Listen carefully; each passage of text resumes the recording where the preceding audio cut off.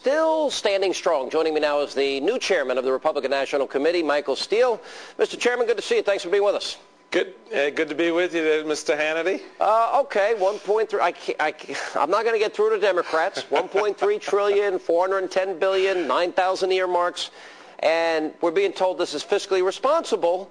Yeah, Sean. At some point, we're going to get to real money. I think we've passed that point, though. The American people have to realize that since Barack Obama has taken the oath of office, he has spent $36 billion a day. And I don't care how you cut that.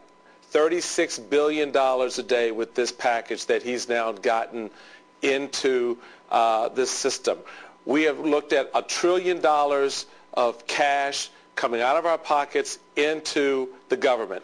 Now, this week, they're going to present an omnibus bill with 9,000 plus additional pork barrel spending projects for a total of $400 billion. $1.4 trillion in a week. Not bad for a guy who didn't know, who talks about smaller government, right? Will Republicans...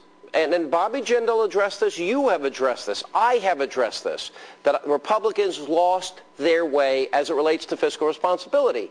Now they seem to be realizing, after two significant election losses, that the American people want fiscal responsibility. Are they pledging no earmarks themselves?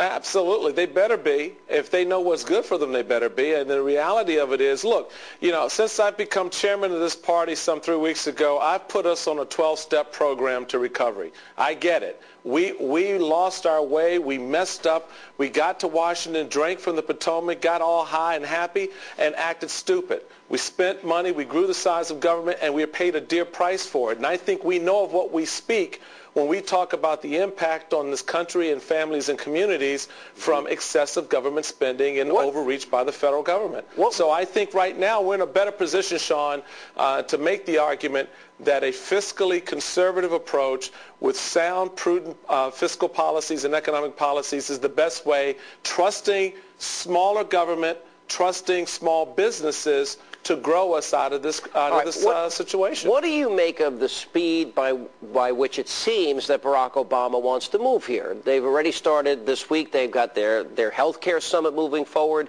We know that there's a little backdoor. They're working on the census. They're working on perhaps some version of censoring talk radio or opposition talk.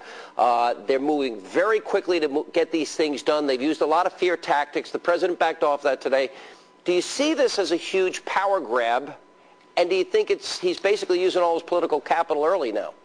I think he is, to a certain extent, using a lot of his political capital early for a lot of reasons. I mean, this is a massive reorientation of the government and the economy of this country. You want to do it as quickly as you can. And, of course, as you know, a fast target is a hard target to hit. But the reality for me as the chairman of the Republican National Committee, for the Republicans in the House and the Senate, is to try to be as one step ahead as possible, to make sure the American people see the transparency that this government claims should be there, and to expose for what it is, the excess of spending, the continual use of pork barrel through earmarks, and the like. So we want to be diligent here. We want to be responsible. The president tonight called on us to streamline, to get the excess fat out of the system, and to produce prudent policies. We are down with that. That's exactly what we want to do. Why should we have faith, hope, and confidence when we had the biggest, most massive pork-laden bill ever passed last week? I almost found that it's beyond incredulous to believe it.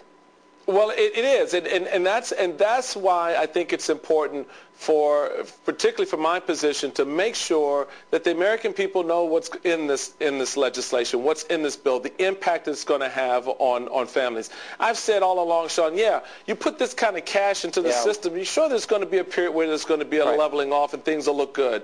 But the hard stuff is yet to come, and we need to be on top of it. Michael Steele, all the best. Thanks for being with us.